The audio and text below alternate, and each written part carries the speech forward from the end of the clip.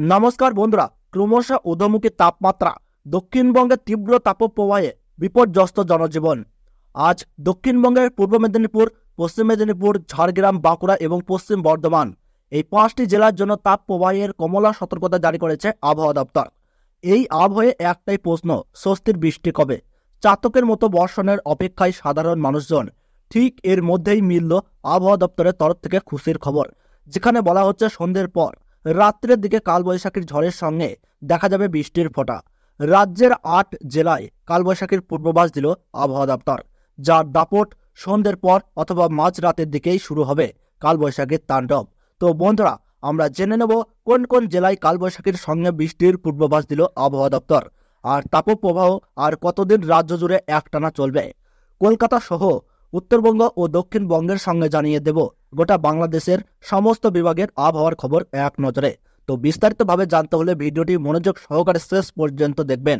আর বর্তমানে আপনার জেলার আবহাওয়া কিরকম রয়েছে, কোন জেলা থেকে দেখছেন তা কমেন্ট বক্সে জানাবেন।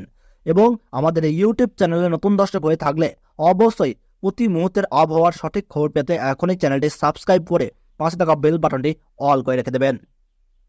গতকালই গাঙ্গেয় পশ্চিমবঙ্গের জন্য তাপপ্রবাহের রেড অ্যালার্ট জারি করেছে আইএমডি। আবহাওয়া দপ্তরের পূর্বাভাস অনুযায়ী আগামী 3 দিনে দক্ষিণবঙ্গের জেলাগুলিতে 2 থেকে 4 ডিগ্রি সেলসিয়াস পর্যন্ত তাপমাত্রা বৃদ্ধি পেতে পারে। আগামী 3 দিন পর্যন্ত দক্ষিণবঙ্গের জেলাগুলিতেও তাপপ্রবাহের সতর্কতা জারি করেছে হাওয়া অফিস। আগামীকাল তাপপ্রবাহের লাল সতর্কতা রয়েছে 2 মেদিনীপুর, ঝাড়গ্রাম, বাঁকুড়া, পশ্চিম বর্ধমানে। তাপপ্রবাহের কমলা সতর্কতা জারি করেছে হুগলি, বীরভূম, 2 চব্বিশ পরগনা, পূর্ব বর্ধমানে। আগামী 3 দিন পর্যন্ত উত্তর চব্বিশ পরগনা, দক্ষিণ চব্বিশ পরগনা, পূর্ব মেদিনীপুর, হুগলি, ঝাড়গ্রাম, পশ্চিম মেদিনীপুর, বাঁকুড়া, পশ্চিম বর্ধমান, পূর্ব বর্ধমান এবং বীরভূমের অধিকাংশে তাপপ্রবাহের সতর্কতা জারি করা হয়েছে।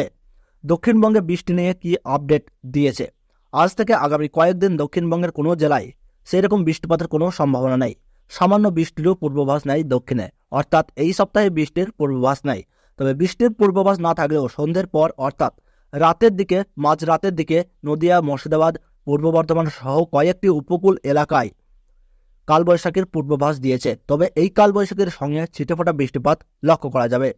ওদিকে আজ ও আগামীকাল উত্তরবঙ্গের 2 পাহাড়ি জেলা দার্জিলিং এবং কালিম্পংয়ে বৃষ্টি হতে পারে। এছাড়া উত্তরবঙ্গের আর কোথাও আপাতত বৃষ্টির সম্ভাবনা নেই। আলিপুরদুয়ার, জলপাইগুড়ি ও কোচবিহার, উত্তর ও দক্ষিণ দিনাজপুর এবং মালদহে গরম ও আর্দ্রতাজনিত পরিস্থিতি বজায় থাকবে।